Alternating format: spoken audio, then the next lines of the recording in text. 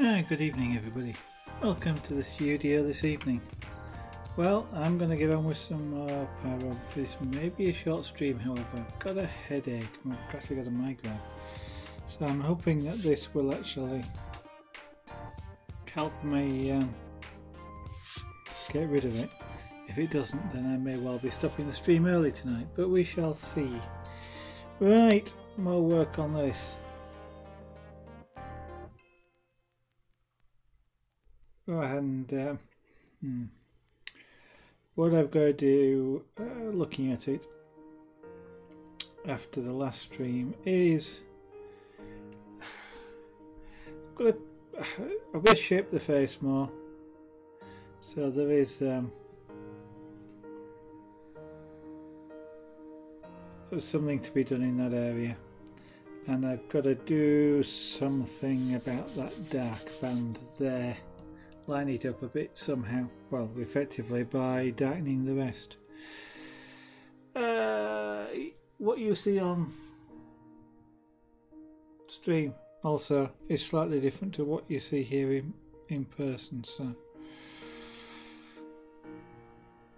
what you're seeing on stream is really a view that I get if I stand back, and the camera's overcompensating a little bit as well, but that's kind of the problem I've got here is with lighting, where I'm trying to not get so much reflection off of this.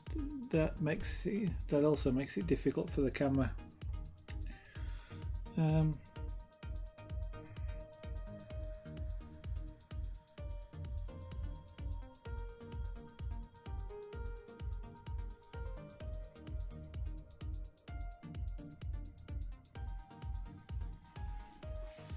So let's have a go. One of the things I want to do is do some work with this eye a little bit.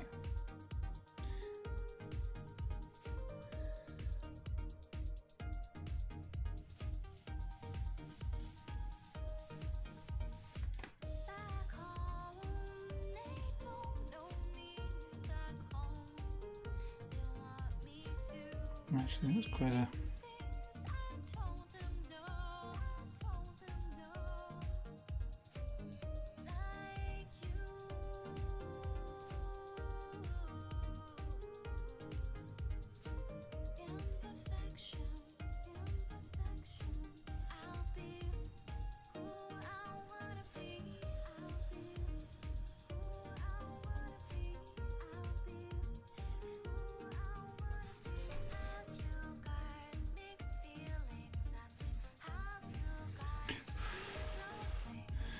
okay. If you just saw me blowing on the on this tool, you might wonder why that is. I was just cooling it down basically.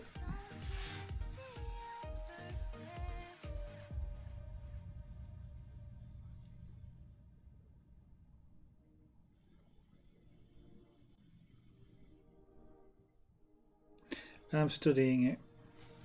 I am studying that. Okay, I think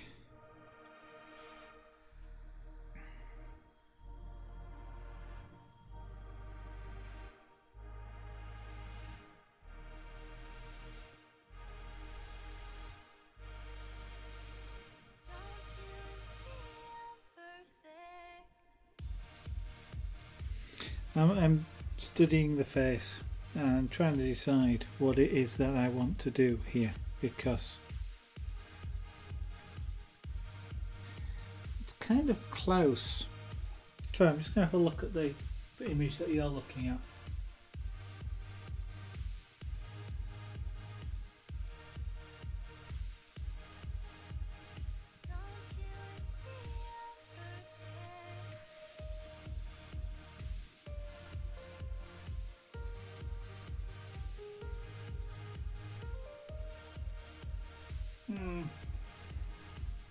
It's close.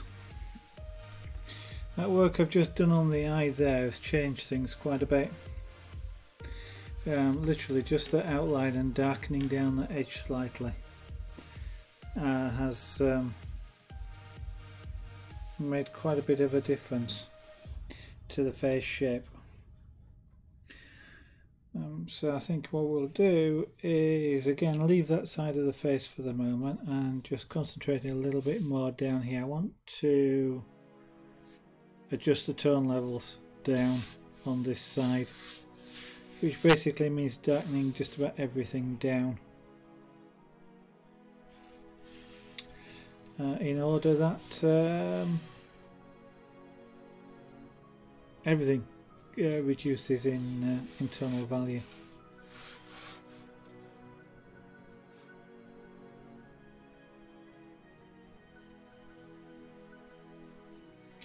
Now incidentally, down here you can see the effect of the rings. You'll see this area here looks a little lighter. There's a lighter streak there, and that's the ring. And it's, in this particular case, it's not taking heat, or it's not cooking as much as the wood around it, which leaves a lighter area. So what I'm going to do is apply significantly more heat to that area, but without adding a lot of heat around it, otherwise I'm changing the colour of the area around it as well, which means the two will never match.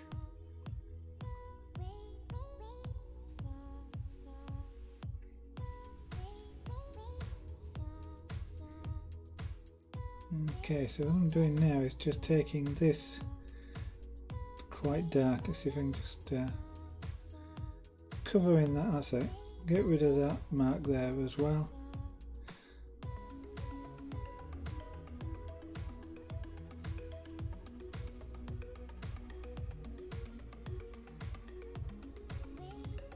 So this is in a real dark shadow area around here, mostly all the way around, and so that's what I want to do now, is just darken this down. It's not especially as easy as it might first seem. There's a lot of heat being applied here.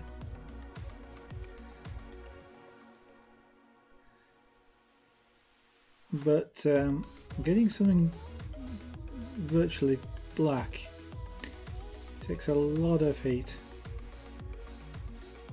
and I want to go as I don't want to get as far as carbonizing it.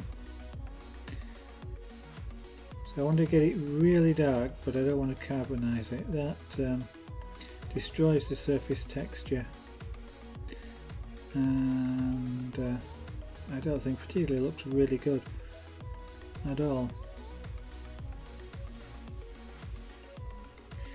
Yeah, a lot of this wants to be really dark.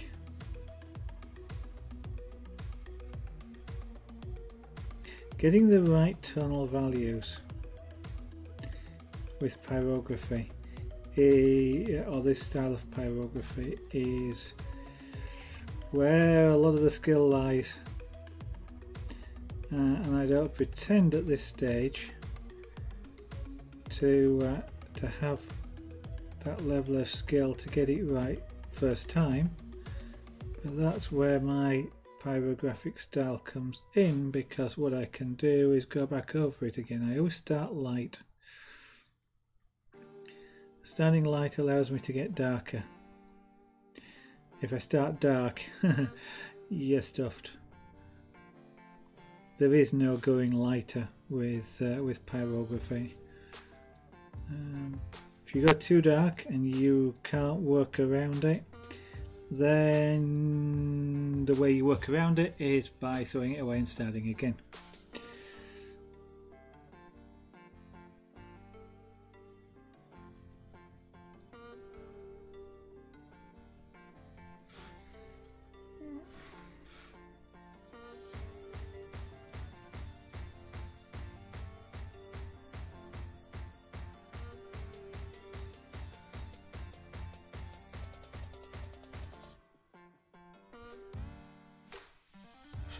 Now at this point what I could do is turn the heat up, and I may well turn it up a little bit anyway, and work faster.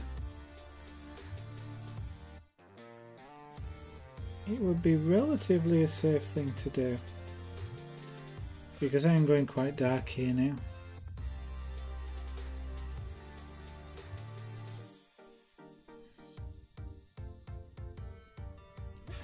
In fact, we will do that. I don't want to go too much though, because one of the things that happens if I put too much heat on this is it will sort of start shrinking away from the tool and changing the whole surface texture and just generally disturbing the look of the image.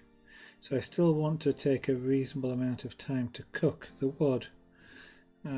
Cook it slowly, it shrinks less.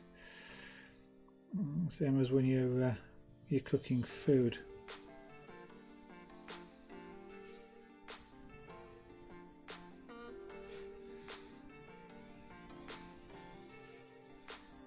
So instead of just sort of charring the very top surface layer, by doing it a little bit more slowly, I get some of the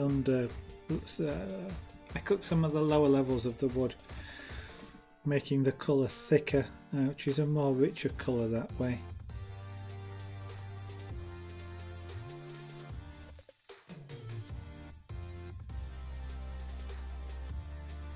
Now, one of the things I can see here is the grain structure coming out, and I want to avoid that a little bit. Now then, I want to take this, I probably want to go this dark all the way back to around here and most of the body. Okay.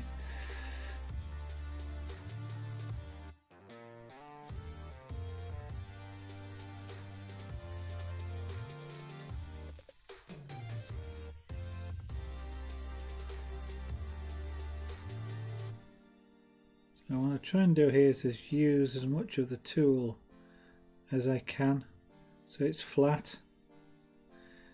I could get another shader out, which is a larger shader, but there's two reasons why I'm not doing that.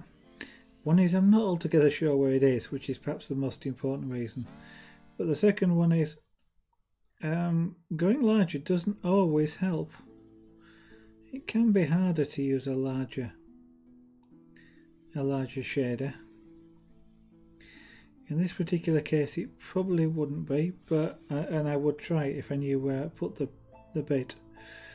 I don't, so rather than going searching for it at this moment in time on the stream, we'll just carry on with this one.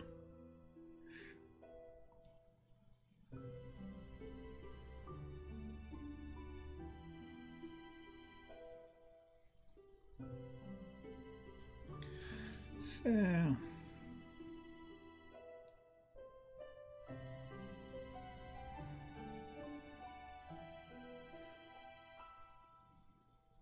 when I've taken this dark, this area around here can get darker as well, because there's not a lot of difference, and as that gets darker, I can then replicate the dark, going darker at each of the areas as I go up through the different shades.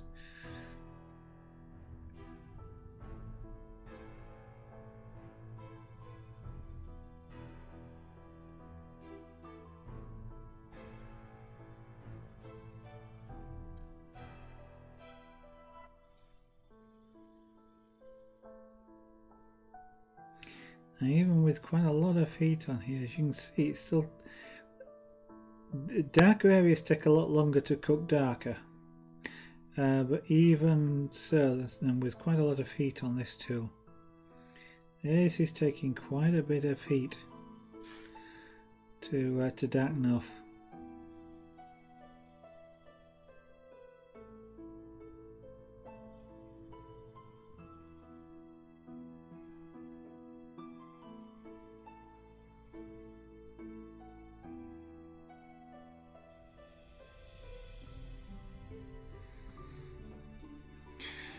So this is really then just becomes an exercise of, it's a large area to colour in.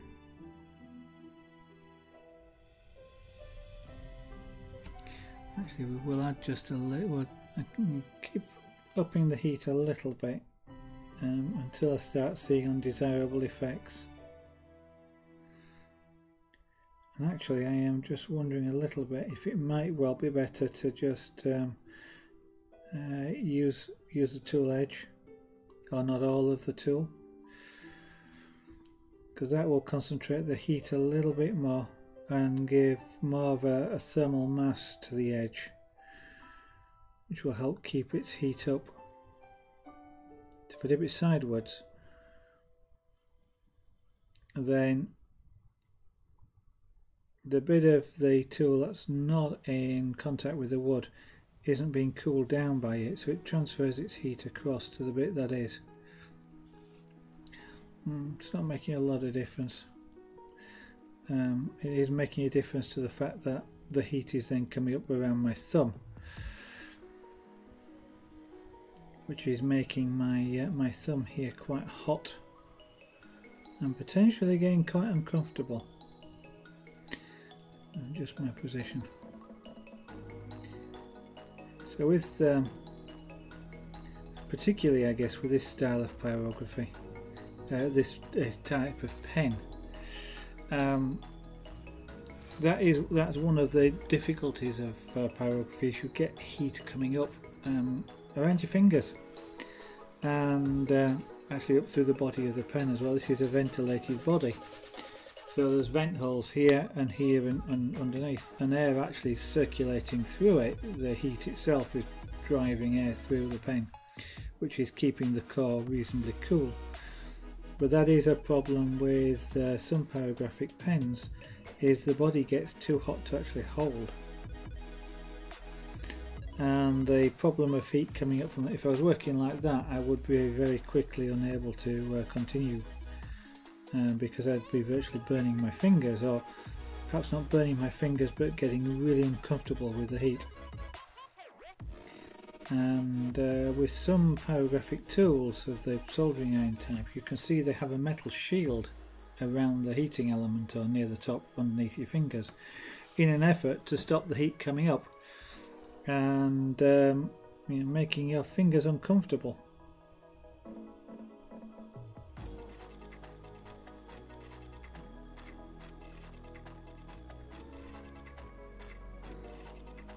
Whether it works or not, I don't know.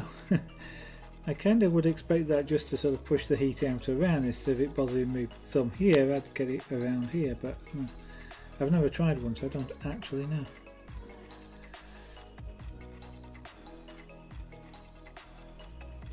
Now then, if you like the smell of burning wood, you'd like it here. It's not quite burning wood smell, but it is close. It is hot, very hot wood. As you can see, no fire involved.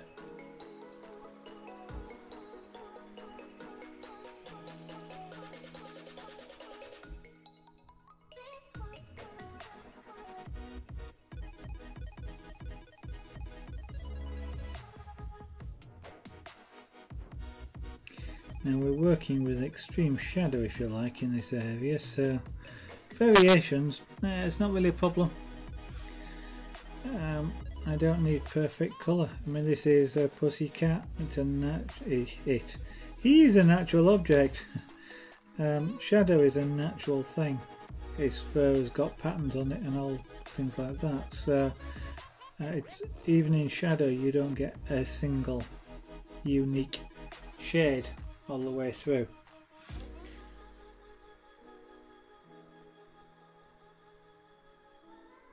So if I don't get sort of perfect darkness everywhere, it's not really an issue. I could spend ages trying to do it, but actually it doesn't give me a lot more quality to the image at all.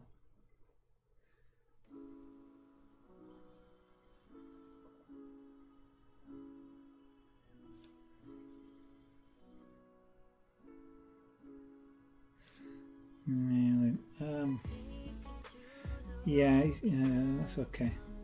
So along this edge here we transition from shadow to not shadow, so I don't want it as dark on this edge here. I do want it dark, and I'll darken this area down as well, but I don't want it too dark. In fact, actually, probably what's there is a highlight, to be honest, in that area. It's probably what's happening there. So I'm looking at a reference picture, and it just seemed like a good thing to follow the highlights there. This is in towards his back leg. It looks a bit compressed, but that's just the way he's laid. Of course, they're curled around, so this is kind of the shoulder of his back leg, or his knee, if you like to put it that way, which is raising the fur, which makes this a highlight area, which is why we've got a dark curved area here.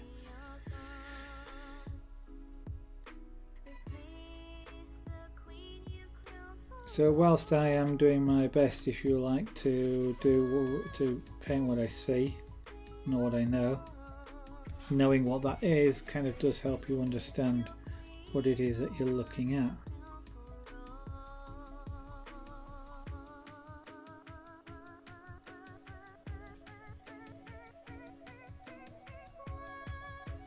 Now, I've got this up to 7 out of 10. Because my controller here doesn't go up to 11. But as you can see, it's that 7 out of 10 is quite hot, even for this particular tool. There's unlike the those famous amplifiers, he says, forgetting for the moment which company it is that manufactures them, 11 is entirely relative, as it is on those amplifiers. If I change to a writing tip at this, even at this temperature, it would be glowing orange. This one isn't, because it's a larger amount of metal to heat up, and there isn't enough power flowing through it to make it glow that hot. Actually, the thought just crossed my mind. One of the things, it's on the desk over there, that is, I've actually got a Raspberry Pi and a no IR camera, which I want to try putting together. The no IR camera is purely incidental. I got a no IR camera because I wanted to play with infrared illuminated scenes in the dark, basically a camera that can see in the dark. But because it's got no IR filter, no infrared filter on it, one of the interesting things might be whether it actually sees the heat from this this tool. So what? And that's just something I've just thought of relatively recently. It wasn't the original intent for putting the camera together this time. My intent for putting the camera together with the Raspberry Pi is that it will allow me to have a third camera in here relatively cheaply, as in it's not costing me any additional money because I have a Raspberry Pi and I have the camera. Although if it works I might get a Pi W or a Pi Zero W, or maybe just a Pi Zero, but we shall see. Which will allow me to have extra cameras relatively cheaply. They are sort of 1920, they're HD cameras, 1920 by 1080p. So, you know, they are a high density HD image. So we'll see how that goes. But the thought just crossed my mind, perhaps one of the things I could do is put a visible light filter in front of the camera, filter out visible light, so basically a dark lens, but one that's transparent to infrared, which the camera will then pick up and read. So it might be an interesting sort of thing to see how it portrays pyrography. Because if it's sensitive enough, you'll actually see the heat of the wood as well. This area here, for example, is still warm. It's still quite warm. And you'll be able to see the heat build-up. and the residual heat in the wood as well.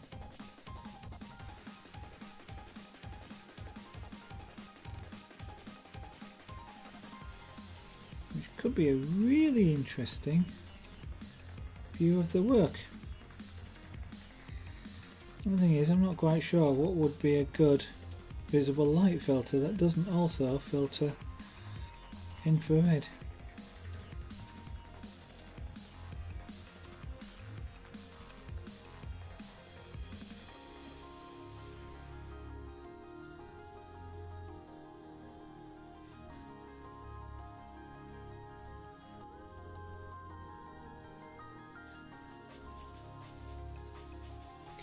So this is where I could do with running the extractor unit, or at least a small fan, because some of the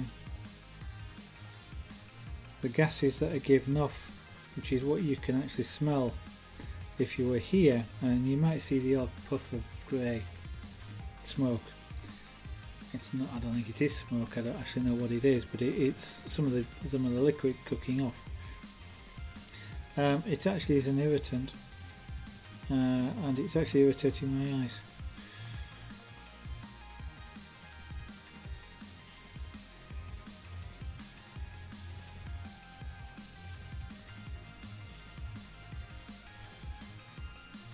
So all I need is a very slow speed fan at one side just to blow it out of the way, but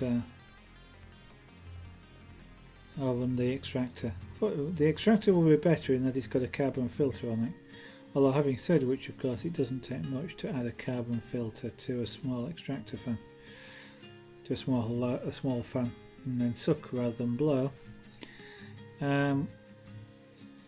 would be enough. And using an activated carbon filter then filters out some of these things like the fumes and what have you.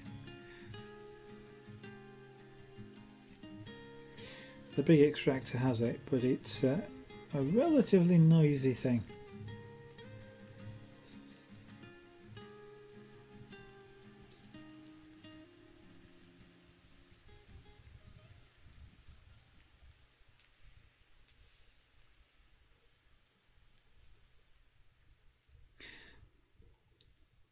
So although working like this is quite relaxing and is not bothering my headache at all, in fact it's possibly going away.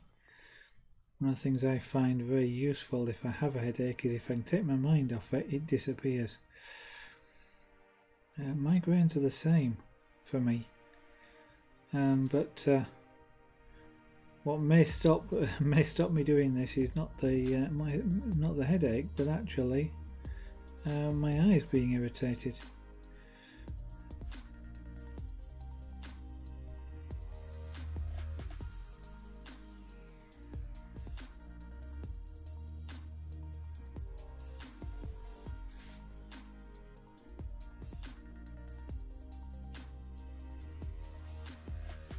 They talk about another kind of world.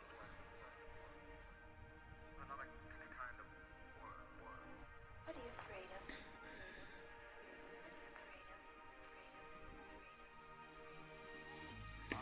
Okay, so it's now darkening down quite nicely. You can see the glare coming off it here. That's actually it. That is just reflection that you're seeing, and the lights aren't actually pointing at it. You are literally seeing a reflection of a lamp, which is about 4 feet above the table here, pointing in a completely different direction. But you're seeing it like a mirror, and that is because as you apply pyrography, it becomes an extremely smooth, shiny surface, and smooth, shiny is a recipe for reflections.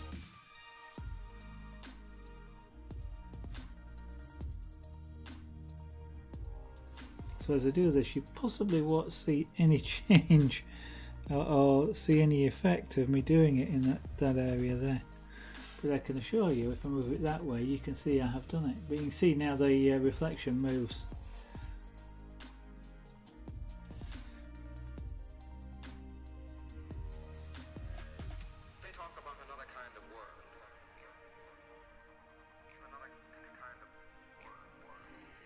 Now this is kind of what I find the frustrating part about pyrography is filling in large areas like this, and the actual time it takes.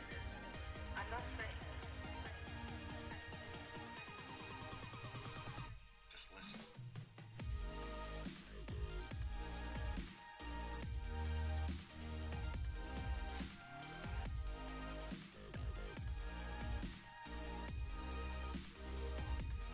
I am not working slowly here. I will say, oh well, I potentially could go a bit faster, but essentially this is going as fast as the wood is allowing me to go,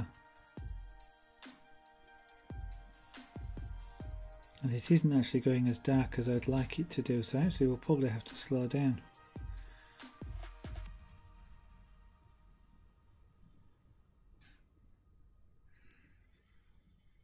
But I am trying not to get like tram lines, which you can get if you're not careful about how you place the pen. Because as I mentioned, this is like ironing, it smooths off the wood. And the wood actually shrinks away. So this is sort of creating a slight indent. Now I can see here that I am creating lines, and that's something I want to avoid, and I have to avoid that by keeping the pen flat, the tip flat of the pen on the wood, and also overlapping each stroke with the one below it, so that I smooth out the ridge between them. Because if I tilt this pen very slightly, it's really hard not to do that. Then I've got a curved edge, and the curved edge means that if you tip it on its side, it creates a little valley.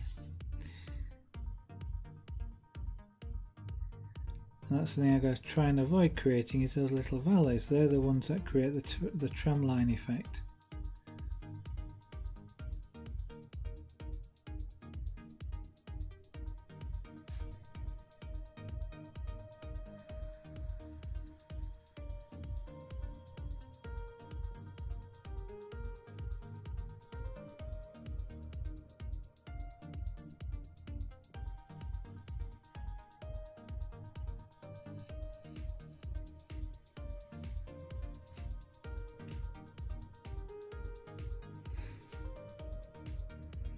There is something about pyrography that I just don't care for some reason to talk much through. Don't know why it is.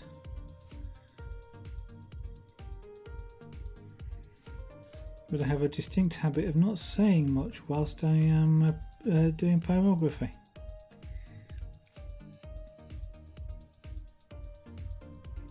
So if you're out there, yes, say hello in chat, ask some questions, rescue me from this problem of not talking whilst pyrography is being done. I don't have that same problem when I'm doing things like the carving. I don't know why. Perhaps there's just something more absorbing in pyrography than there is in those other crafts. Interesting. But anyway, whilst I tell you what, whilst I am doing this pyrography, let me tell you a little bit about the channel and about Zarragan Art. That's me. I've been Zarragan Art now for quite a long time. Well, actually, I've been Zarragan and Zarragan Art not quite as long as Zarragan.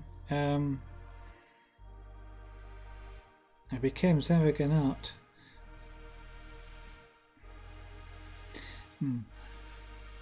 Actually, well, I sort of become Zarragan Art twice. Once when I needed a name to reflect a business type approach. So Zarragan wasn't really a good name for that, but Zarragan Art was. But essentially, when I came to try and broadcast, or try and create an account on Twitch, Zaragan was taken. Don't know who it is, no idea, never seen them. So Zaragan Art, which is a name that I'd used before as a business name, is the name I picked, and now basically everything is Zaragan Art. So I've moved from being Zaragan to Zaragan Art. If you're interested in where that name came from, what you will see occasionally in this camera roll here will be a portrait, a black and white portrait of a gentleman. The gentleman is called John Miles. John Miles is a singer, songwriter, who was in the past has been in the charts quite a lot, and kind of or Lady Zara particularly is privileged to call him a friend. And one of the albums that he was in the charts with is an album called Zaragan, and that's where the name comes from. It sounded like a good name, and of course with my with Lady Zara being friends, it seemed like a nice name to go with. But as an artist, I sort of been interested in art forever. I was actually, one of my earliest art memories is probably in infant school, and it's really weird because I can remember being afraid of and having bad dreams about painting. What we used to have these cards with something on it in sort of art class, if you like, or whatever it was called back then. You know, you'd pick a card and you'd paint what the card said. Really sort of interesting way of doing it. One of them, though, for some reason terrified me. I do not know why, but I know I'm one that actually what I'm going to have to do one of these days is actually paint it, aren't I? Never have. Is an open tin of paint. But the image that comes to mind of an open not tin of paint, tin of fruit. The image that comes to mind when I say that and did then was of a cutaway rather than an open tin. So it's something about a cutaway tin of fruit. But that's one of my earliest memories. When I was at junior school, I was good at art, and back then I had, I can't remember if it was 2 or 3 pictures actually on the headmaster's wall in his office. So 2 or 3 of my pictures on the headmaster's wall.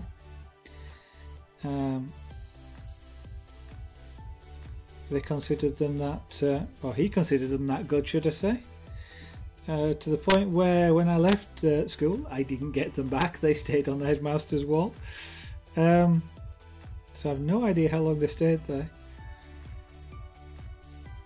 I was quite good at art in the senior school, or grammar school as it was in the UK. Although I wasn't fantastically interested. I was good at it, but I wasn't fantastically interested.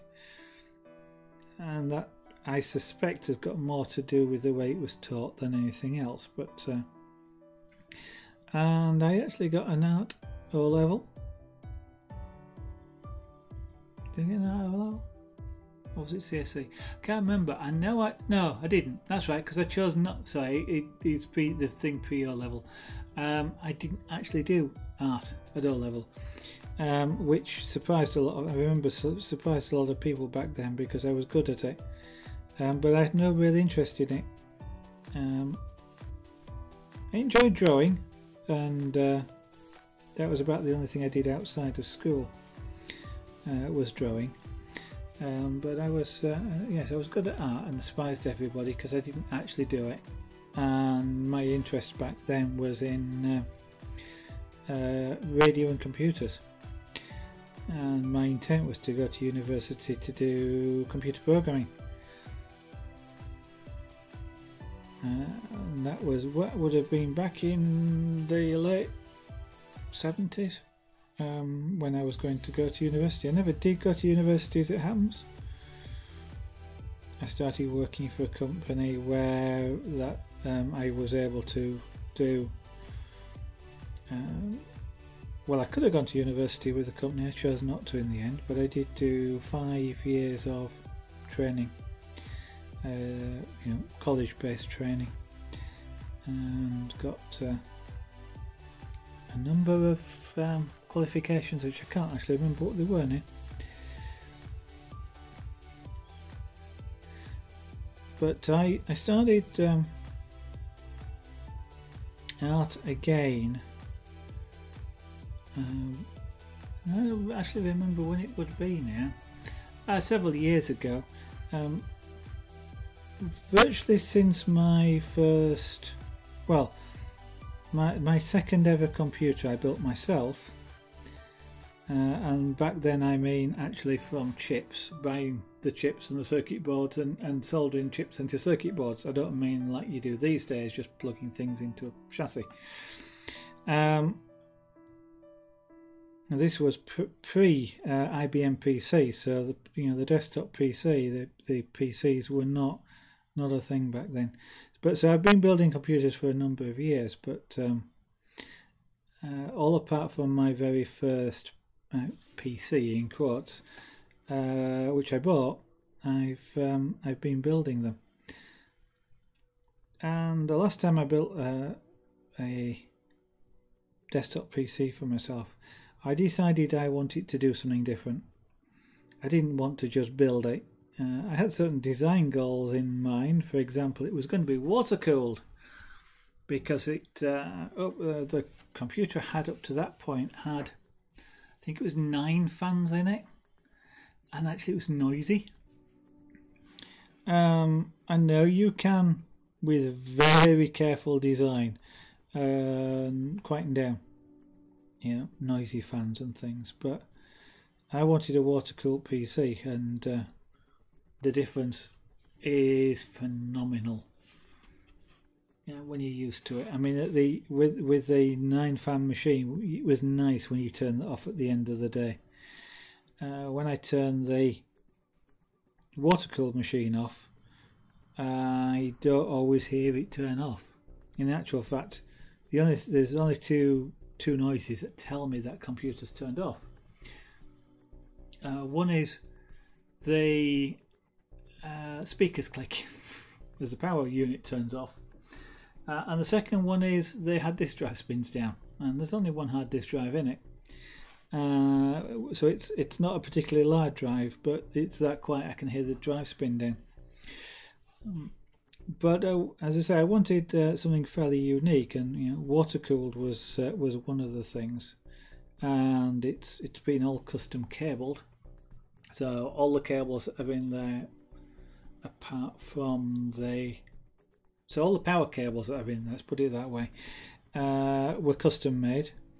I made them to length and sleeved them all, and they're all actually the same colour.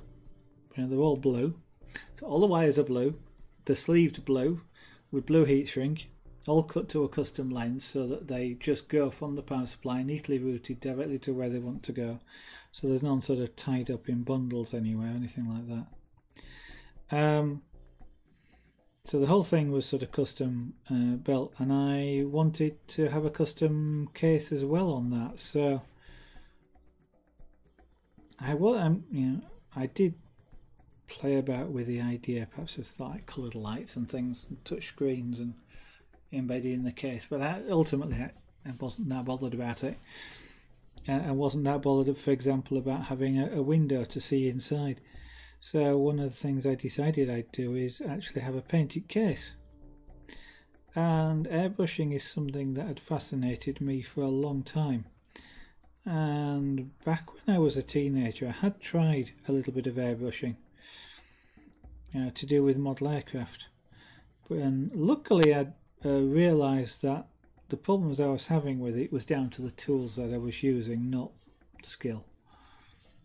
I might not have had any skill, but it was down to the tools. I can recognise that even more now. And so I'd sort of shelved airbrushing, but deciding I wanted to airbrush the the computer case. And therefore, what I actually did then was go out and actually buy some proper, decent airbrush kit, including a compressor and an airbrush, paint, the whole thing, cleaning pots and what have you. And I did a lot of practice. When you're practicing airbrush, you do a lot of lines, you do a lot of dots, and you do a lot of something called a dagger stroke. That starts thick and tails off, so it looks like a rat's tail or a dagger, hence the dagger stroke. And then the first thing that I actually painted with it was my computer case. Now that might sound like it turned out to be not very good, being the first thing I did. But actually I don't think that is the case. I think it's turned out very good. I have shown it on stream occasionally. Unfortunately I can't hear. It's blue. Oh, I can't remember whether the wires came first or the idea came first, but it's blue. And it's painted like an underwater scene or an aquarium, I guess. Water cooled, an aquarium. In fact, I have thought of making a spoof picture with a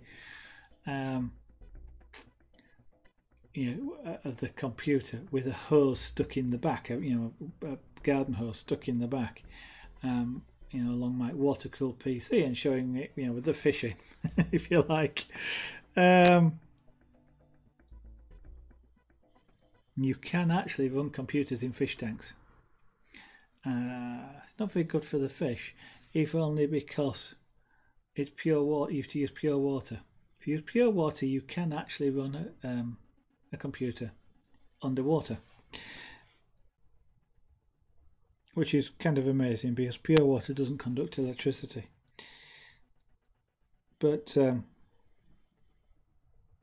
not necessarily a good thing to do. These days people tend to, if they're doing things like that, they run them in oil. Sorry, I'm not sure about that. Well, I am. I know for definite that they run them in oil. That is my voice assistant talking. But it would have been just a spoof picture. I never did actually do that. Maybe one of these days I'll take a picture of it. But I think it's quite a nice picture. It's case. It's got some coal in there, a little bit of seaweed. So it looks like an underwater tropical scene or a tropical aquarium scene. With it's got tropical fish in there. It's I think there's a dolphin. There's some rays in there. They're a nice graceful thing flying through the water. I've got a feeling there's a killer whale in there as well, although I can't remember. And I've got killer whales on something else that I did just after that. Yeah, a twiglet can I painted and then did killer whales on it just because it was there.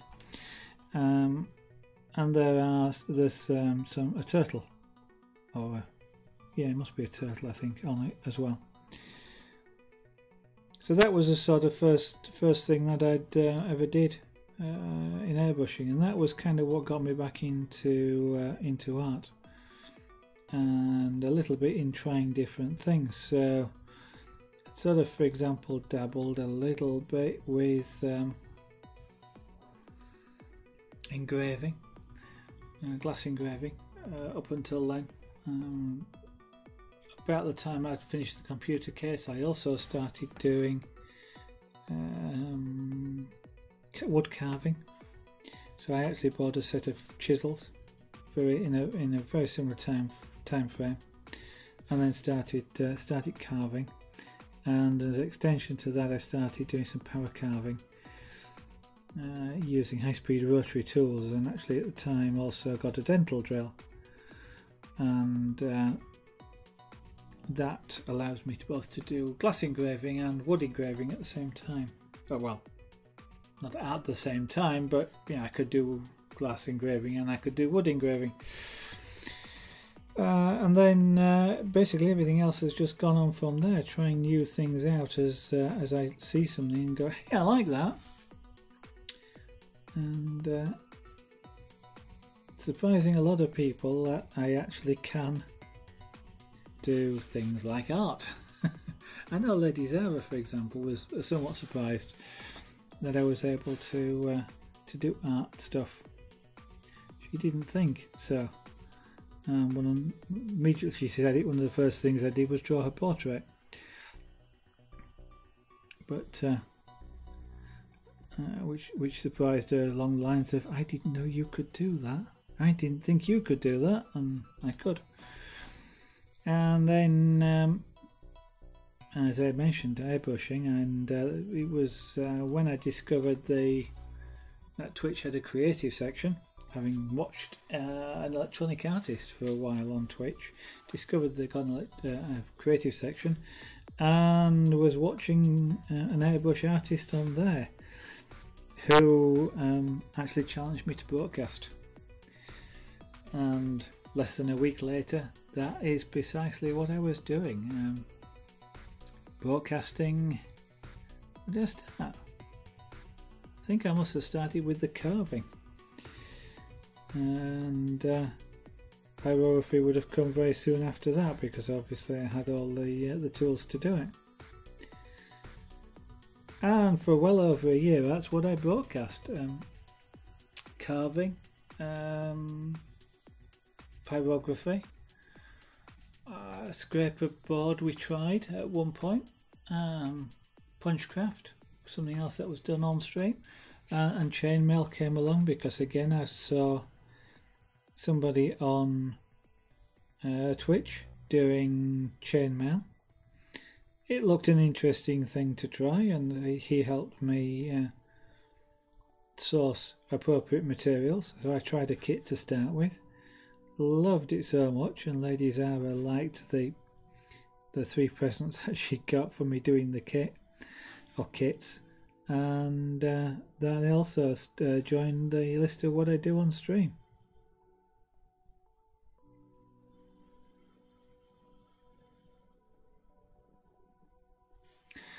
Now then, getting this any darker is going to be a bit of a challenge. I'm not sure whether I need to. Okay.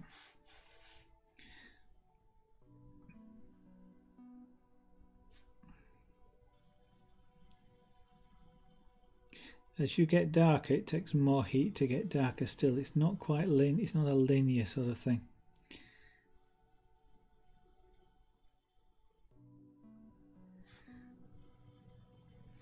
And also one of the things is that the colour is a bit like a glaze on the top, partly the reason why it's shiny. And as I heat it up, that glaze becomes liquid and I can actually push it around.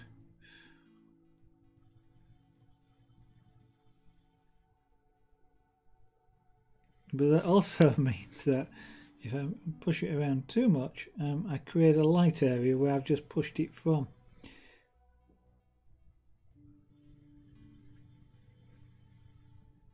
It's a bit like if you've ever sort of put ink on a piece of paper and then try to dab it away.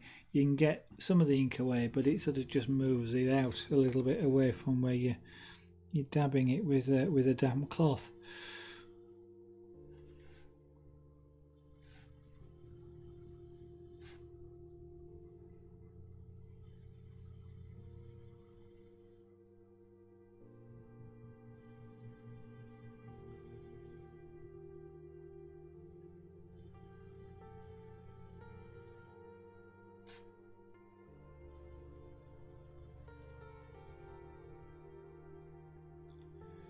So yeah, so having said that, you know, we do quite a lot of crafts on stream. What I would say is that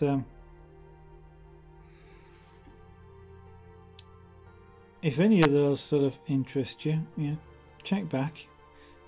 follow the stream, and when you get the notifications that I go live, and if you don't get them, try and follow me on Twitter, because I do tweet them as well. So I'm at @Art on Twitter. But check back, you might see any of those art forms done on Twitch. I know I have a carving project to finish. Amber the Owl is halfway completed, and is sat waiting until I can actually get it mounted to a carving unit, carving vise, because it's what I've been doing on previous streams is clamping it down to the desk, and that's quite annoying, especially when I've got an electronic control unit just underneath here, which is where I'd want to clamp it.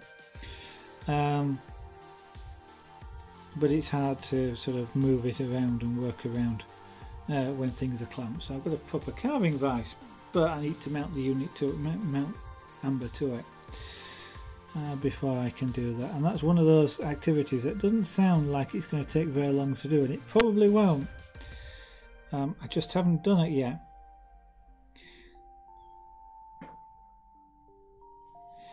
And you know, if you have an interest, for example, in airbrushing, that is something I want to try and do back on, well, not back on stream, because I've never done it on stream, but do again on stream. As with the rotary tools, the rotary carving, the engraving. I've done a little bit of glass engraving on stream, not a great deal. It is something I want to do more of. But actually, just whilst we're on the subject of doing more of, a lot of the things that I do want to do, like the glass engraving, for example, which takes glass, and it takes things like dental bits, dental burrs, or high-speed erasers, these sorts of things. Unfortunately, they all cost money, so it's not something that you'll probably find me doing a lot of. I mean, even pyrography is not cheap.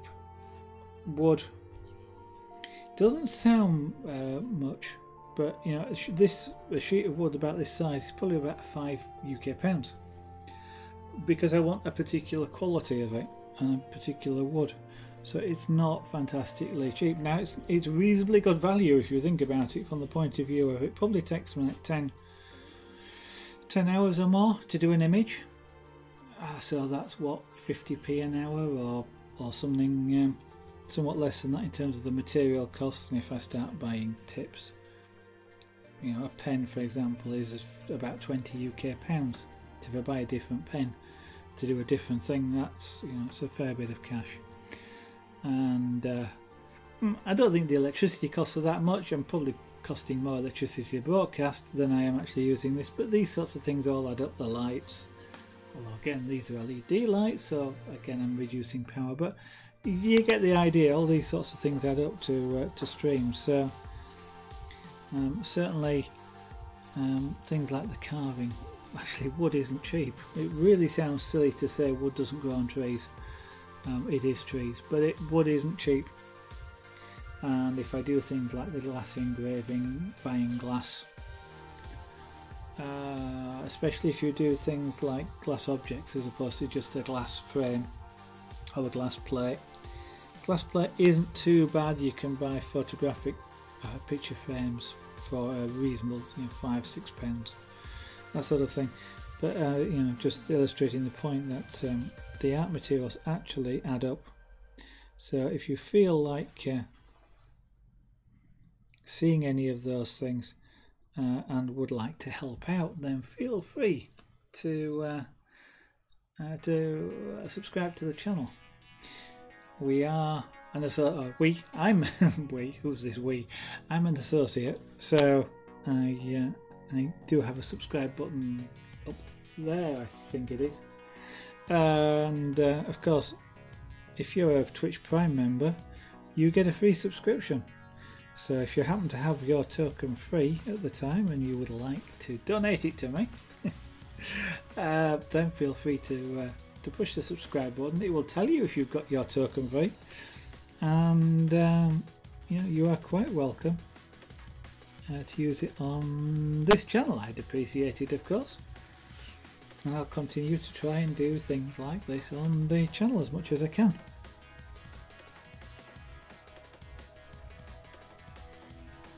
In the meantime, if you would also like to see some of the earlier work that was done on the channel, and by earlier I mean something like about 2 years ago now, I am slowly starting to get some of the earlier videos which I recorded as they were broadcast.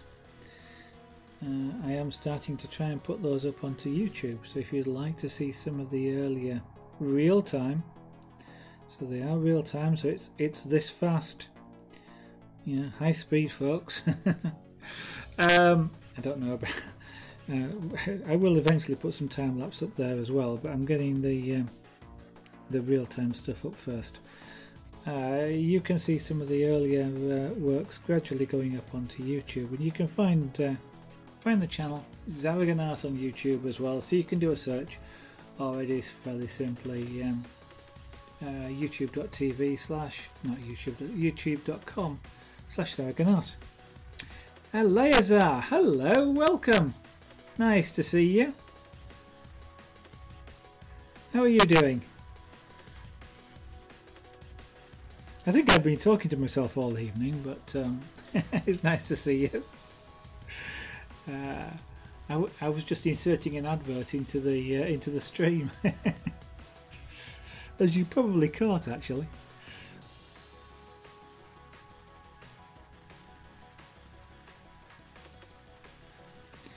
So I spent quite some time just darkening this area down here. I want this darker, then I can apply a little bit more range of colours on the side of the face. You did? Oh, it's not notified me yet, but thank you very much for doing it. That's I do appreciate it. Thank you very much. Hopefully it will pop up on screen shortly then.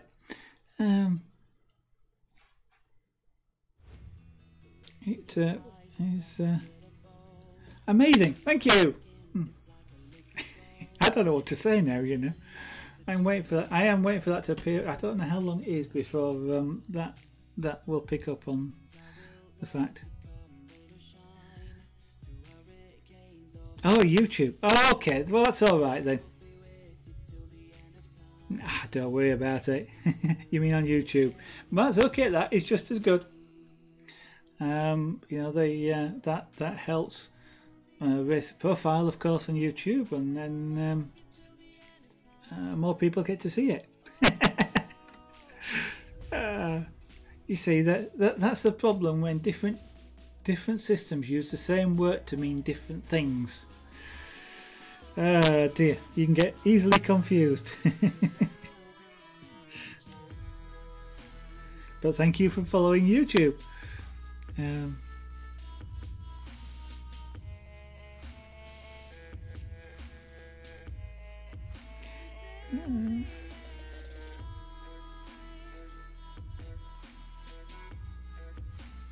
Right. Actually, that's about right. I was about to say, I don't know whether I want to keep taking that darker over there, but it is actually about right. I need to colour this area in here a little bit, but we start to lose the shadow around here because of the light source, of course, as you can sort of imagine. Shadow from his head is around here, and the light source is actually quite high, or one of the light sources is quite high looking down. You may find the earlier videos somewhat hard to watch though, just because literally they are in the first weeks of me streaming, the ones that are up there, the 8 that's up there at the moment. Yeah, there's 8 of them, and that's the first, that's 2 days of streaming. It's going to take ages to get them all up, and it'll be, to some extent it might be a losing battle. Either I'll just have to start uploading 2-hour-long videos, but people don't like that on YouTube. They like the shorter ones, so I'm cutting them into half-hour, but then I've got to render them out, top and tail, and render them out and then upload them, and that takes more than 2 hours. So if I carry on broadcasting as I did over a year ago, which was every night for 2 hours, then I'm going to have a problem keeping up on YouTube.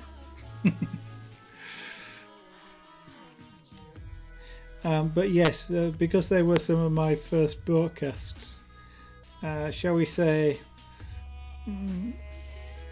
I've not only learned a lot since then, but I can now talk for 2 hours virtually non-stop, even if I'm talking to myself.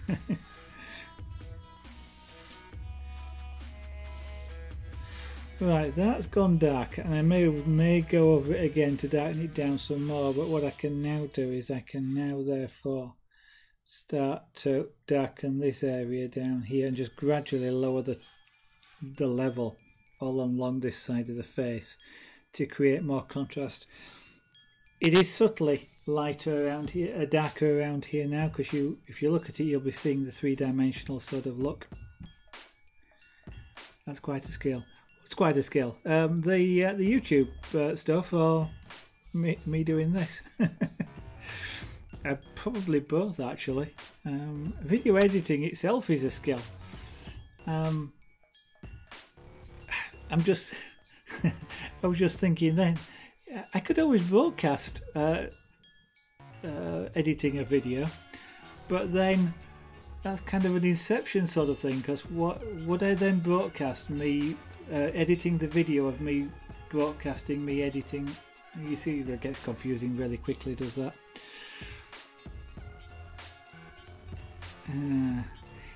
Yeah, that'd be out of 2 hours. Yeah, indeed.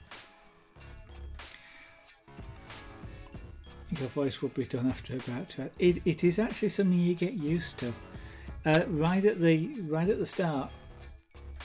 I mean, I'd had practice in the past, as you've probably heard before. I did some lecturing, and that essentially is talking all day, but you do it in short bursts, sort of like half an hour, take a break, half an hour, in sort of. Although I was doing it to the same, I was doing it whilst I was in my job, and the class was AC. It wasn't like at college where there's different classes. It was the class for 2 weeks. So it was a 2-week course, if you like, where they were coming to learn a particular thing. So they were there all day, but we used to do it in sort of half-hour chunks, and occasionally we'd swap lecturers for different parts of the course. But I certainly learnt then to be able to talk for a long time, and one of the tricks to start with is having some liquid there. Keep drinking. It's really surprising how you dry out when you talk a lot. And I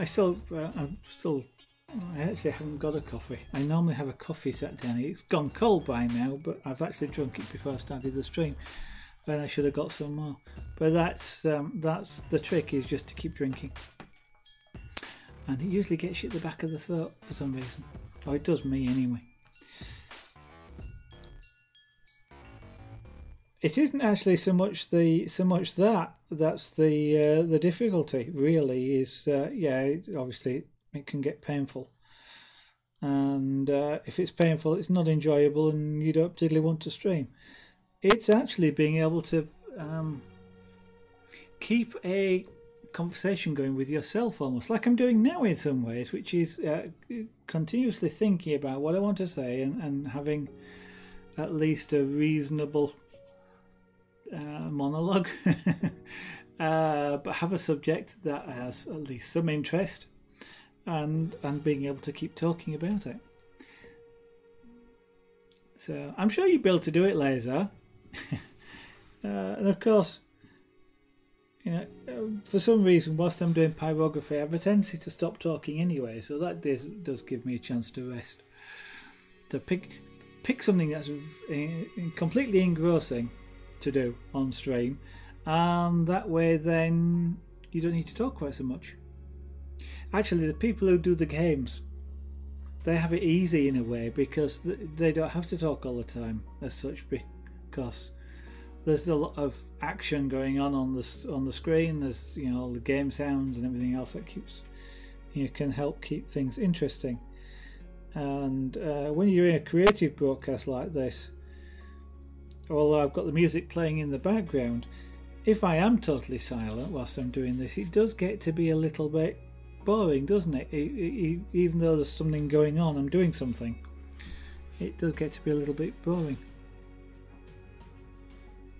Just say yeah, that's right. Anything if it just comes to your mind, you just say it. Yeah, then that's how I started. And that's one of the reasons why I started. I wanted to continue once I started, because as you recall, I kind of got, I won't say dared into it, but I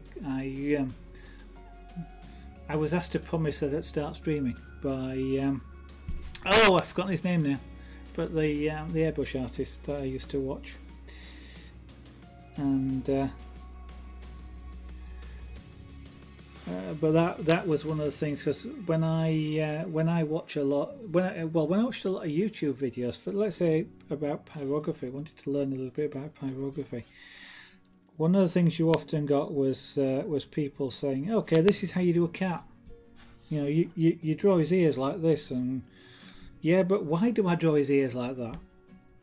And of course you can't ask that question, but you could almost feel them saying, but that's because that's the way you do it. You know, you just do it this way, and I don't do it that way. And I think what I will do. The pyrography is a bit harder to do it with, but when I'm doing things like carving, especially, or the engraving, for example, I will say a lot more about why I'm doing something, about I'm doing this because, or I think this is the way I'm doing it because this is what I think about it. I try very much and avoid the this is how you do it, because there's always more than one way to do anything. But yeah, and it does give you a lot to, if you give a stream of consciousness. So say what you're thinking about what you're doing is a good way to keep going. But you're a low maintenance viewer. No, I mean I that's true. I don't mean about you being a low maintenance viewer. To be honest, sometimes high maintenance viewers are good because you can talk to them a lot.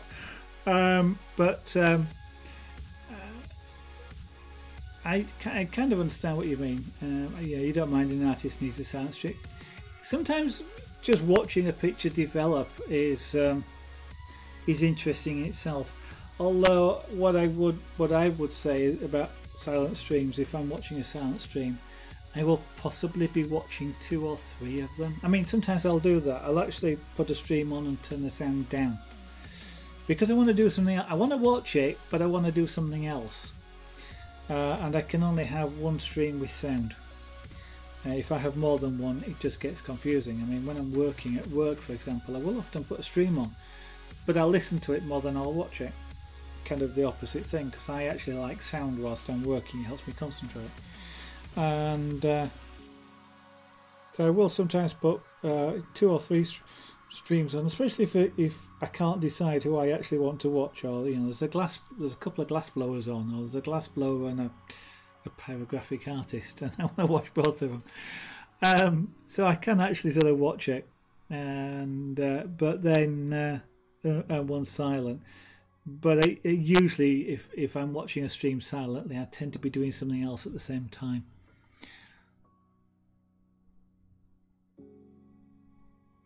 Okay, well, it's interesting because one of the things I used to do whilst I was when I was programming at home, before streaming days. One of the things I almost always had playing in the background whilst I was doing it was an audiobook. I would have thought, though, these days that would kind of be a copyright violation to broadcast an audiobook. Same as broadcasting copyright music. And it's something I wouldn't be comfortable with doing. I guess, being an artist, and whilst I'm not in any way, shape, famous or anything, I wouldn't want people stealing what I'm doing, and using it to help themselves. Don't mind if I agree to it if they ask, but and sort of broadcasting copyright music or a book is kind of feels a bit wrong to me. If I wouldn't want somebody doing it to me, I kind of don't want to do it to other people. You do that sometimes. You need to concentrate. Yeah, I sometimes silence is. There are times when I really need to concentrate really hard, and I do have to have silence, but it's very rare. Usually, I need to have some sort of sound, because if I don't, any sort of sound that I hear disturbs my concentration. If I've got a level of sound going, it's almost like white noise, and I probably could use white noise, but it's just something that's there and I don't hear the small sounds, and therefore I can just continue with my concentration. I sort of tune out what I'm hearing. I sort of describe it as turning my ears off. I mean, I don't physically turn my ears off, but I literally almost don't hear things when I'm at that level. And I sometimes have had Lady Zara come in, and she'll actually have to tap me because I don't hear her. She can talk and I don't hear anything. There's something going on. Yeah. Yeah, I want to say, to be honest, studying, revising something is something I never did. So I can't say about whether I need music or anything for that, but sort of, yeah, any level of work, but yes. Oh yeah, one of the older ones. Well, yeah. It's interesting. The book might be copyright free, but the voice recording might not be. Sometimes, you know, if somebody has just recorded that book now, the book isn't copyright, which, you know, they can do that sort of thing if the book isn't copyright, but their voice recording could become copyright. It's weird, is that sort of thing, but yeah, no, I understand. I mean, there are you know, just like I was about to say, just like Pestle Vox that's playing now, it's not copyright free.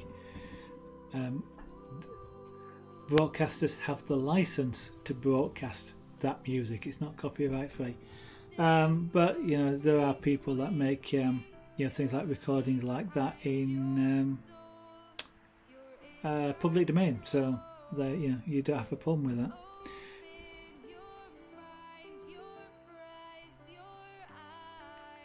Okay, have you got your internet? Well, presumably you have got your internet fixed. Are you on a phone at the moment?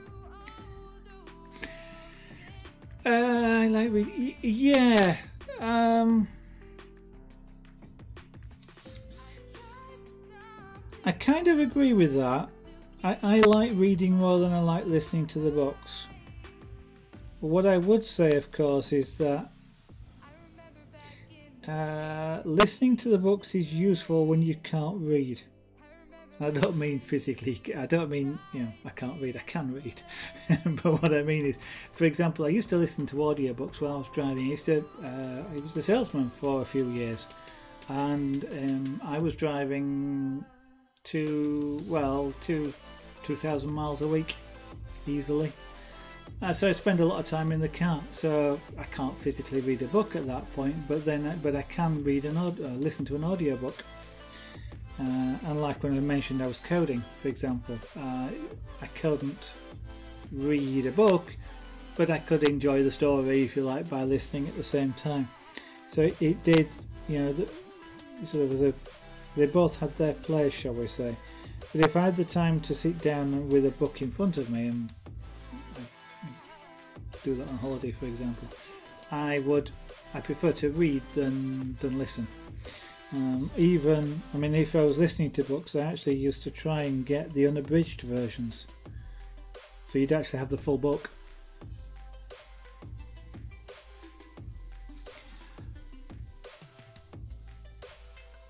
Oh, somebody stole the copper cable, did they?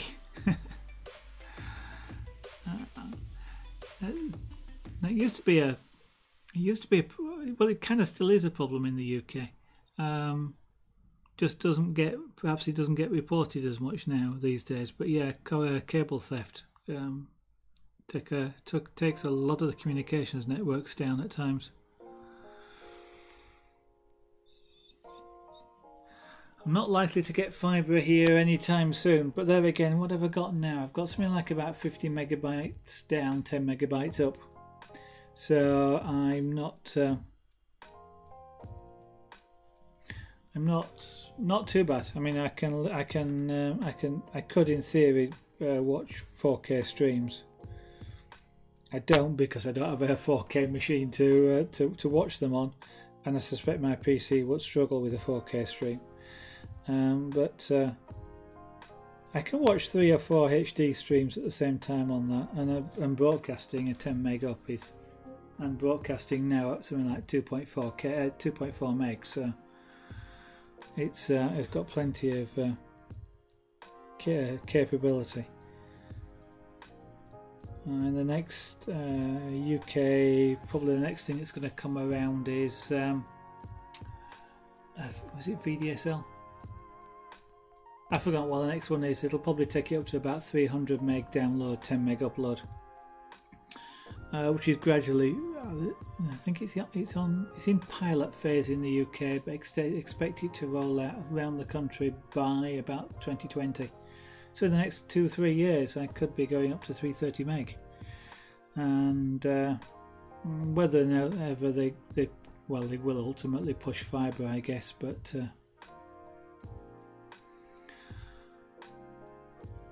And of course, partly they're doing it because it's cheaper than installing fibre. What they do is they install the fibre to the pole, which is, in my case, is just outside the house, so I probably get virtually full bandwidth out of it. But they don't bring it as far as the house is just at the moment. But how does somebody steal a power cable? Telephone cables, okay. It's highly inconvenient, and an 80 volt zap is not particularly pleasant, but it won't kill you. But cutting a power cable,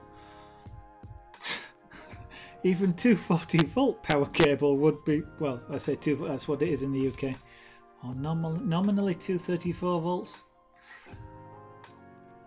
Plus 20%, minus 10%, just to make sure that the UK can still have 240.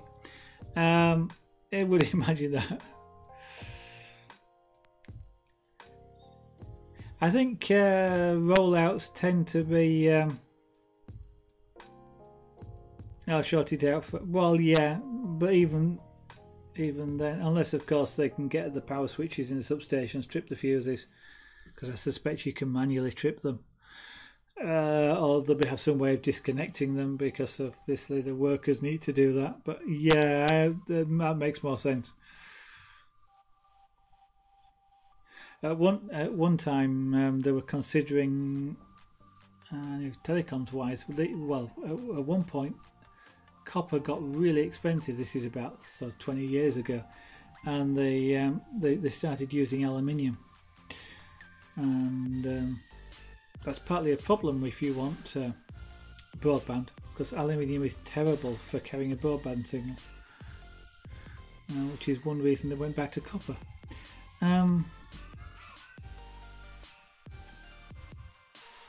Yeah, it does almost feel like the Darwin solution, doesn't it? How about you go steal this, this lovely 15 kV power line. Kind of don't wish anybody kills themselves, but you know, it's sort of the Darwin Award would be something like that.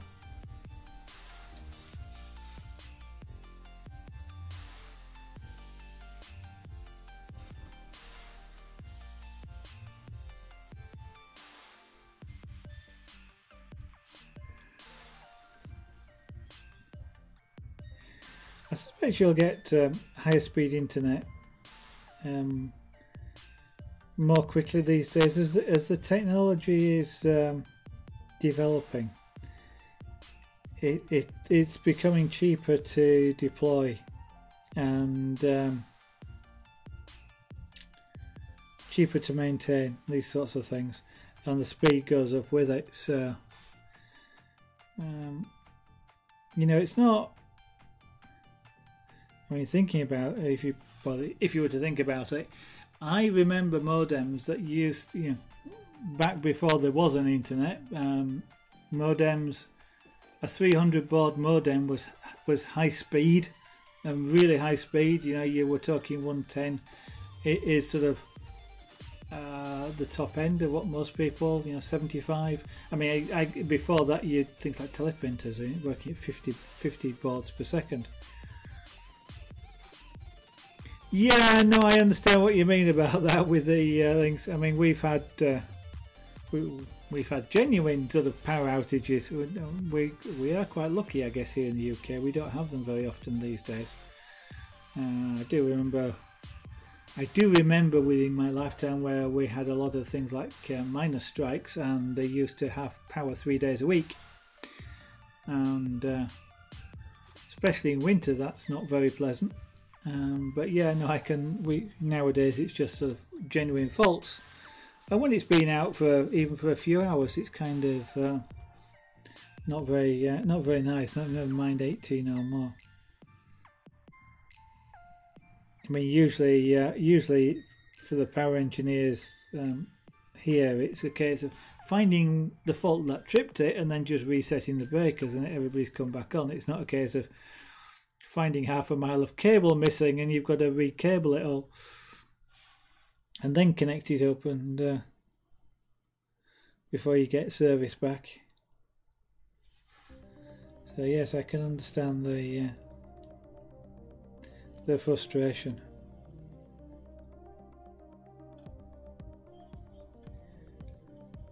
And of course, you don't want to do things like use your mobile phone at that point in time, because it's the only, I won't say it's the only communication you've got, because people, certainly in the UK, people are really surprised when the power goes out that their landlines still work.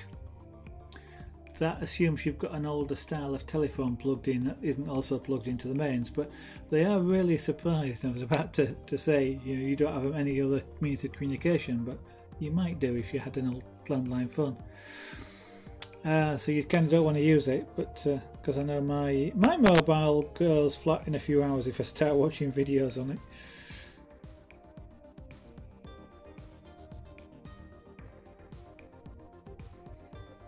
And even if I just turn the screen off and listen to it, it doesn't actually go last much longer.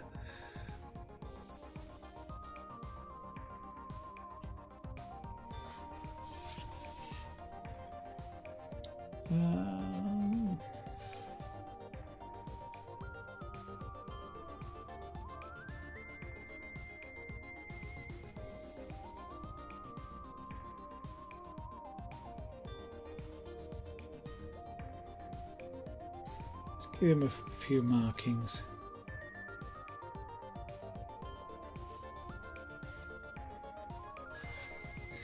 Now that I've started to darken this down, this looks like it's glowing. It's too bright.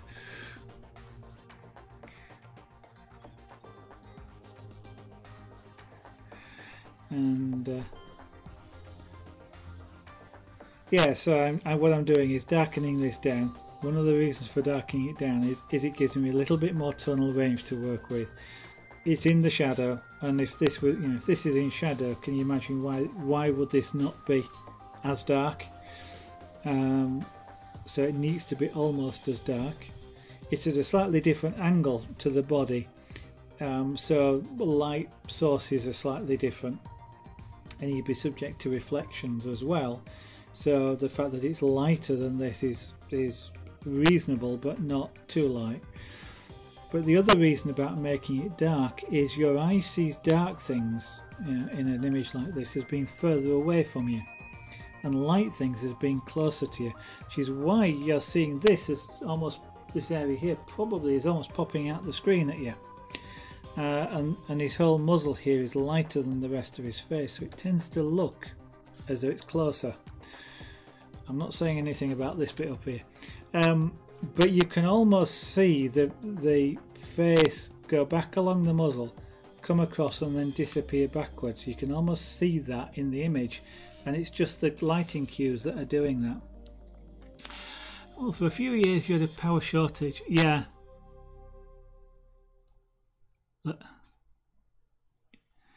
Yeah, that's the sort of thing that we had with the in the bad old days of the miners' strikes. And yeah, I mean, we do things like turn power off at 6 o'clock at night. It's just to shed the load.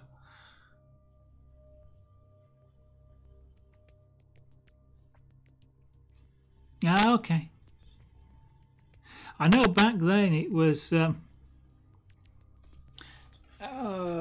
almost every year, and it got to the point where what my father did was he had a couple of 12-volt car batteries, and we used to have 12-volt lights, which sort of caravan lights or camping lights. And we used to have the lights hooked up to a car battery, and he'd have one charged all the time, use one on charge type of thing. Although you can't charge a battery when there's a power cut, but you know what I mean. Make sure one's always charged.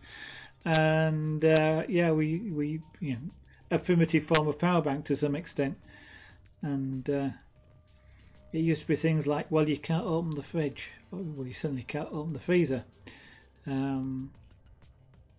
To make sure do all your cooking. I mean, we were in some ways we were lucky in that situation, because we used to do a lot of camping, so we got things like camping stoves, gas camping stoves, gas heaters, camping gas heaters.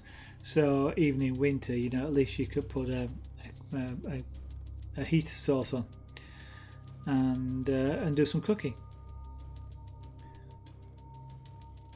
And the lights meant at least you could read a book as well. I read quite a few books then.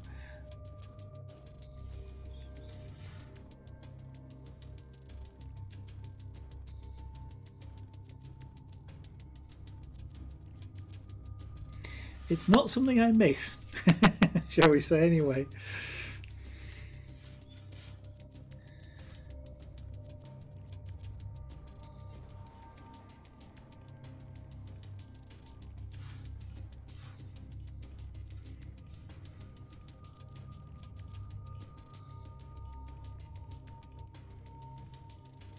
I mean, even as a kid, I mean, most kids will probably find that sort of thing fun, but even as a kid it was annoying.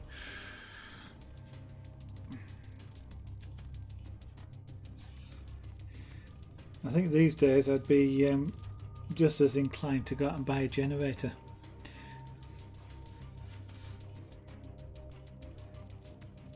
Actually, thinking about it, back then I do know somebody who had one, and that's what he used to do, is run the generator when there was a power cut. So he actually had more or less normal lighting. At least he could keep things like his fridge going and his central heating.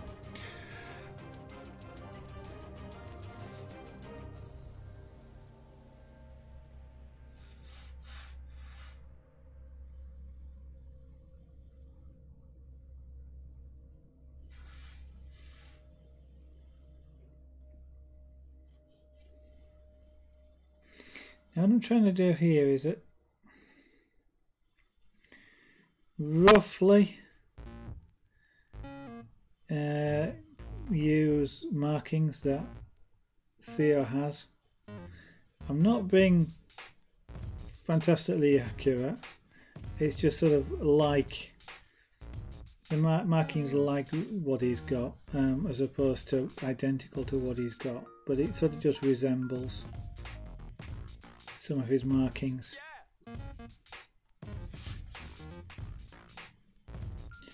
A lot of ginger cats do have sort of just the striping of various kinds, so it does, I was about to say it would look odd without them. That is, if you know that, it probably wouldn't look odd without them. It'd just be me. But as this is meant to be Theo, at least some sort of markings that are similar to what he's got make it a more personal picture. Because he's got a lot of stripes, so they're all over the place. It's not as distinctive as something like Felix, for example. He has a white bib, and we used to have a cat called I've forgotten the name now. I keep our female cat is a tabby, and she's called Emmy. But we used to have a cat before, a female cat before her, and for long enough I used to keep calling Emmy by this other cat's name, and Lady Zara used to do it as well. Just your brain gets into that pattern, and now I for the life of me can't remember her name. But she used to have what looked like an M on her forehead. It was sort of, you saw it straight away, and you know, that would be something that I would put into and did. Yeah, I did. In one of the Punchcraft pictures I think I've got, it's got the M on it because it's something that you recognise, and therefore it becomes immediately personal to you, and you go, even if it's a poor resemblance generally, the fact that it's got that personal marking on it, you immediately go, oh, that's this cat. And I'm going, this cat, because I can't remember her name. Oh dear. That's a pity. I will probably remember it a little bit later when it doesn't matter anymore.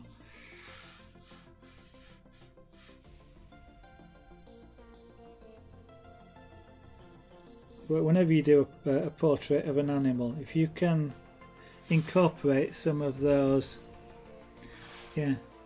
some of those sort of personal things that just you immediately recognise your pet by, then it doesn't matter if you've not got the resemblance 100% accurate. It's an interpretation, but that particular personal marking gives you that's my cat or my dog or whatever it is, my hamster. Yeah, it is rather. But I don't. I mean, I say it was an M. You know how you get a line that'll go over the top, and then it wasn't a standalone M, if you see what I mean.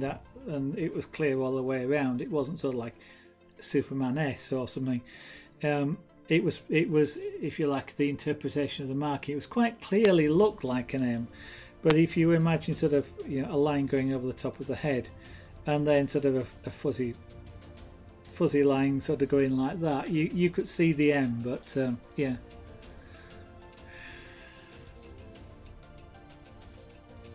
And I'm trying to think.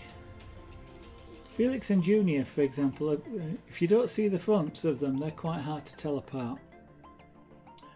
And there are times when we both, Lady Zara and I, both have to look at the collar, because Junior has a red collar and Felix has a yellow collar, and sometimes that's the only way you can tell them apart.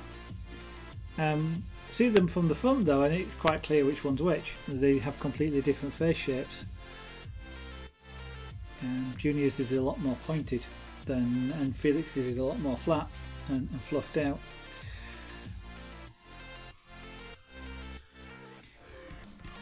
What's her name now? I don't know. I mean, I can remember my first cat was Mindy, Maui and Mindy. I was a white and black cat was Mindy, and Maui was a black and white cat. They were kind of they weren't mirror images or anything, but the one was predominantly black with white, and the other was predominantly white with black. They were funny cats.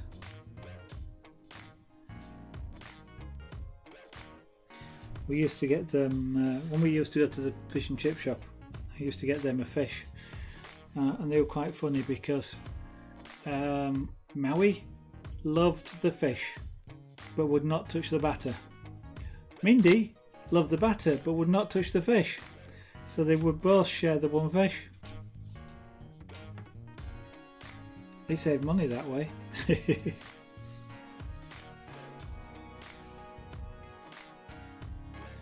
With 4 cats though now we don't do that. It's a bit too much cost to start buying fish for fried fish for the 4 cats, because they'd all like the fish.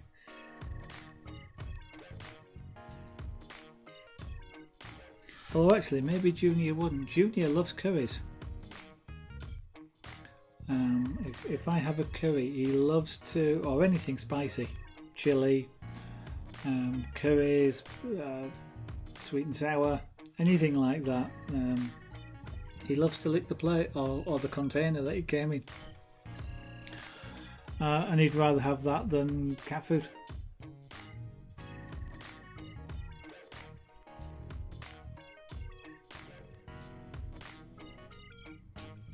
Oh, okay, yeah. None of us have really been bothered by butter. And yeah, one of ours, Junior, is probably the one that drinks milk, and Theo actually drinks water. There is always water out in a couple of bowls around the house, so he's the only one you ever see drinking it. But there again, he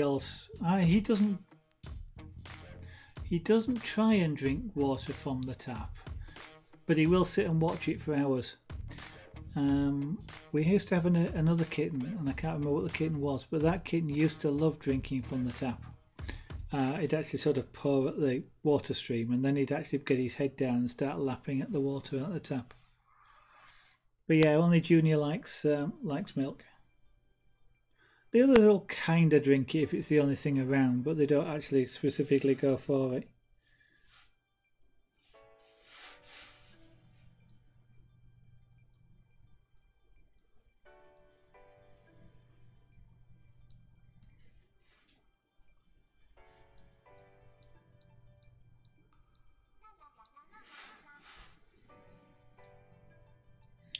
So I just want a vague sort of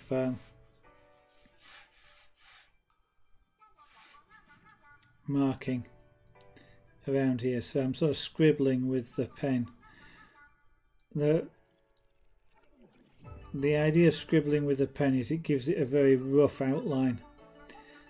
It also takes a lot longer to cook and go brown, but it just gives it a very rough sort of outline without any defined edge. Very sort of soft.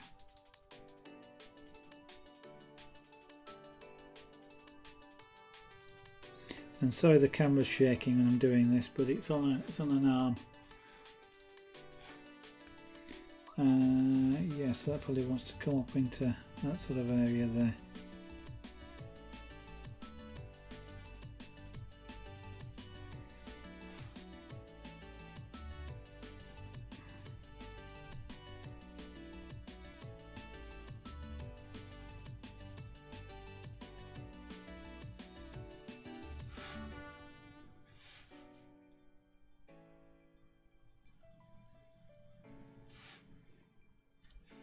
You can use this sort of scrubbing technique, although not when you suddenly put the pen down because it dumps heat, but to sort of really I can say smooth out, but fade out some pyrography if you need to do it.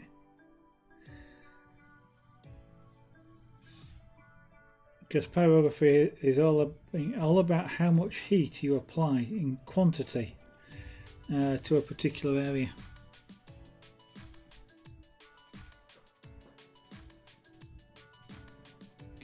Now I've got to add shading in here, otherwise these sorts of darker markings are going to fool your eye.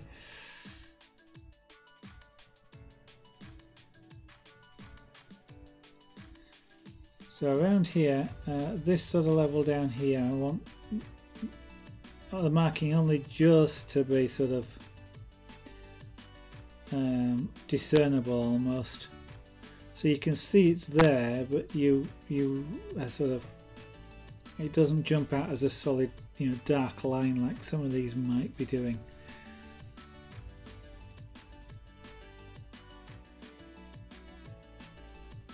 You're almost following this with where your eye thinks it. That's sort of what I want to get to. You sort of can see bits of it and you sort of follow it around because your eye is saying that's how it should be.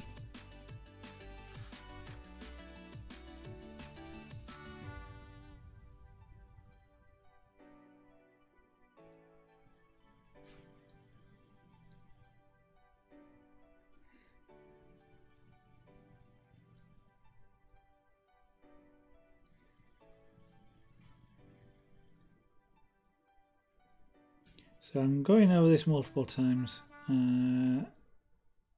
and that is just because that's my preferred technique. I'm not trying to get the final colour in one pass. I prefer doing it in multiple passes because I have more control over it then, and I can just tweak it slightly by doing bits, you know, going over it and going over it again.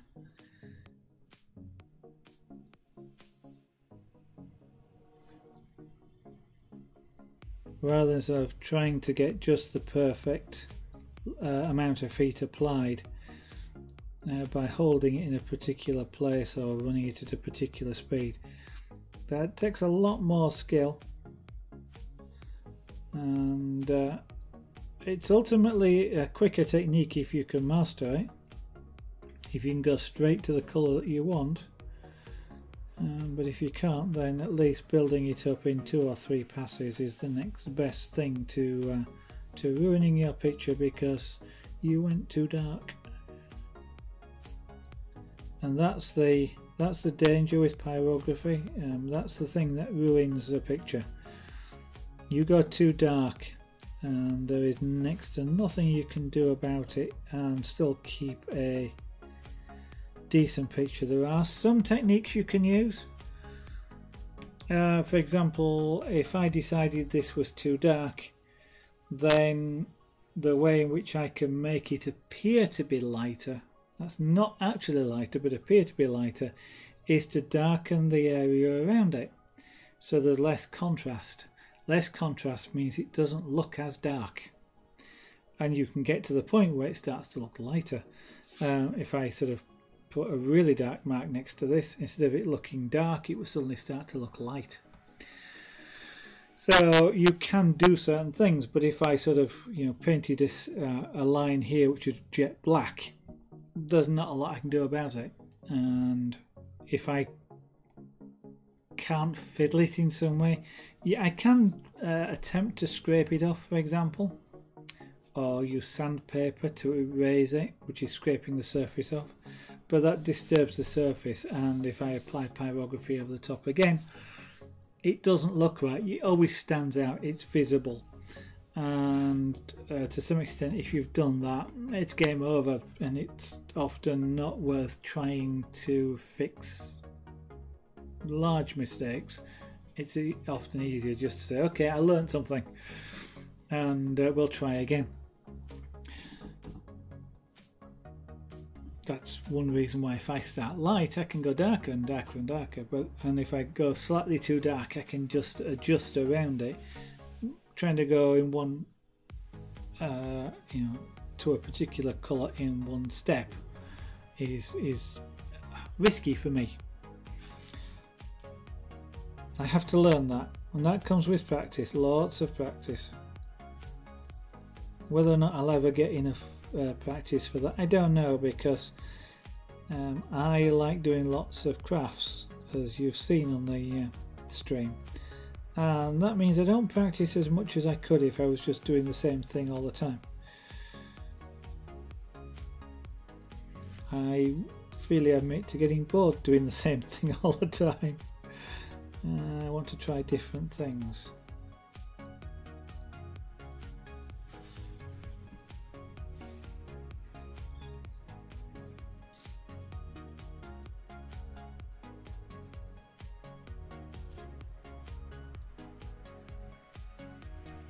I need to take the dark edge up here a little bit, not too far, because we're now starting to get up into areas where light is reflecting off the back. You know, he was actually laid on like a white mat rug, fluffy thing, which is reflecting quite a bit of light onto the side of his face here, and there is an element of me going, because you can't see that, then should I actually be making this dark as it would be if that wasn't there? And this is the trade-off between, if you like, copying what would be the reference image and interpreting the reference image. It's a similar shape. is in the same pose as the reference image, but all of this is me looking at the reference and going, yeah, about like that, and so I've got this sort of, do I really want to make this too dark down this side here? Do I want to, make it as light as it would be if I was getting true reflected light? You don't have the cue that says, hey, there should be reflected light. So I'm probably going to want to darken it off more than the reference image, but not too much, because there would still be, its coat, for example, despite the fact it's ginger, there would be light bouncing back off of it. It's shiny for a start, so light does bounce off. So you kind of expect some more light around here than you do down here in the shadow. But I've just seen what the time is. So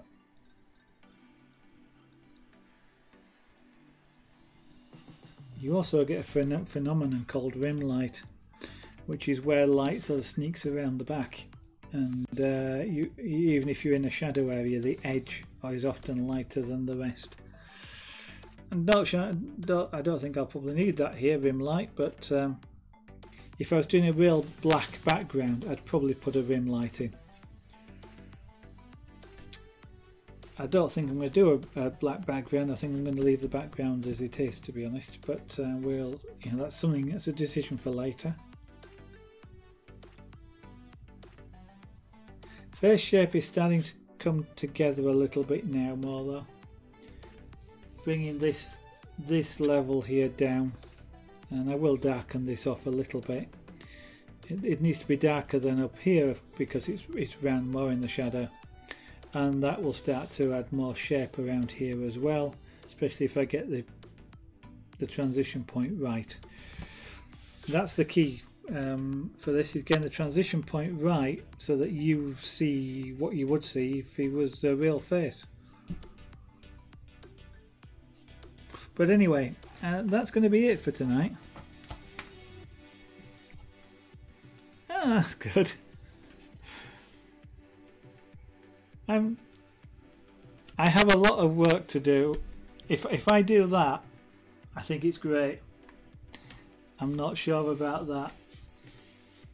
It's partly that I've made that a bit too dark, as what I've got to do is darken this area off a bit here as well, more to fade it in, which is why one of the reasons why I've got to darken this area to lose that sharp edge, because that doesn't look right.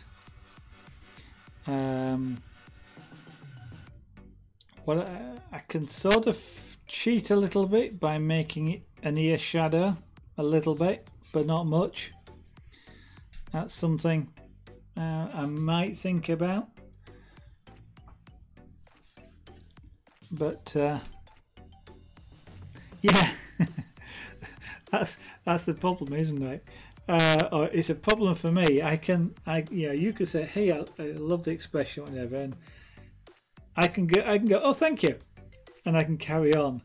But as I said earlier, part of me doing this is to that stream of consciousness, tell you what I'm thinking, why I'm doing something. So hopefully, if you had an interest in trying out pyrography, you pick up some of the techniques or the things that you have to think about as you're doing the work. It's sort of I won't say semi-training because I'm not really doing that, but I am giving you the thought processes behind somebody that can do this as to how I'm doing it.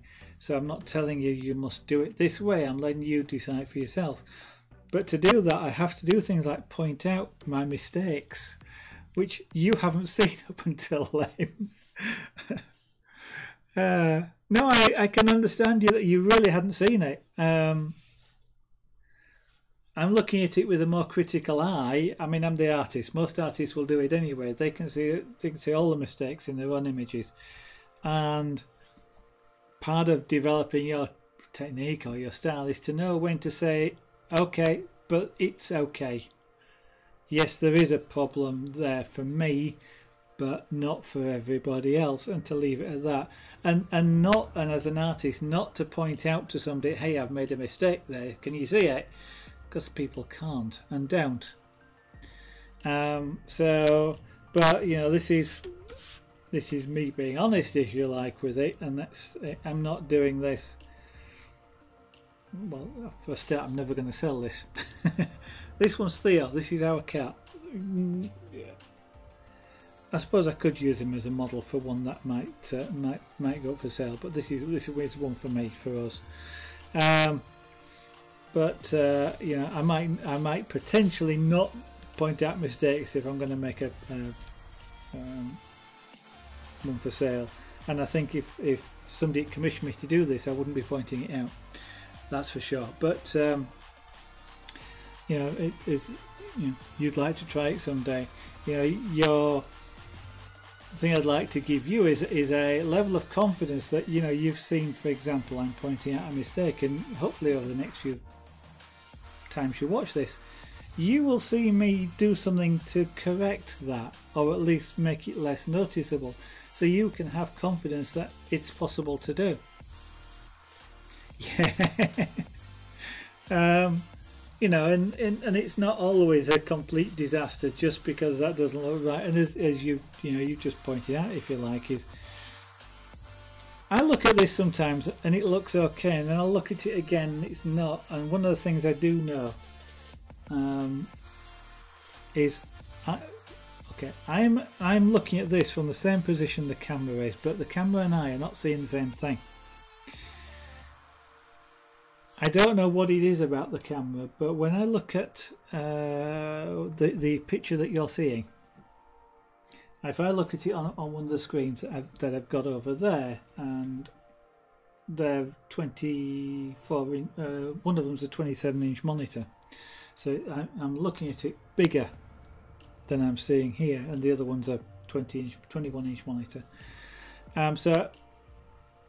But what I'm seeing on those, the actual picture that I'm seeing on either monitor is the same as if I take this, stood it up in front of me, and then took about 2 steps backwards. So I'm looking at it from, if I look at it from about 6 feet away, I'm getting the same impression of the image here as you're getting down the camera. And when I look at it from that distance, it doesn't look as noticeable. And I sometimes look at it and I can't actually decide. I did some work earlier tonight, actually, when I first joined the stream, of putting a black line just around the eye there, which is where the eyelid and the eye meet, and darkening that side of the eyeball slightly, and that has the effect of pushing that bit of the image backwards in your brain. You're seeing it's darker, therefore it must be slightly in shadow, therefore it must be below the area that's around it, and that changed the face shape a little bit, and I suspect I just need to do that a little bit more, just to push this side of the face back, and then it will start to look a little bit better.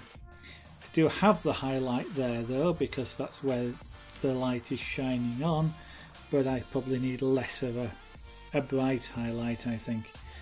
And that's all what I'm doing now, is starting to shape the face by the shadows or the shades, and work on it. But anyway, it's time for the adverts. Well, it's time for my adverts, and then you probably get one when I stop streaming anyway from Twitch. But my adverts, for anybody that's watching, I would obviously appreciate it if you'd follow the channel. You know, the followers are nice. It helps the channel in terms of other people coming along and things like that. And you also get notifications. So if you're interested in any of this pyrography or any of the other crafts and arts that get shot, then obviously the notifications will help you to come back and see.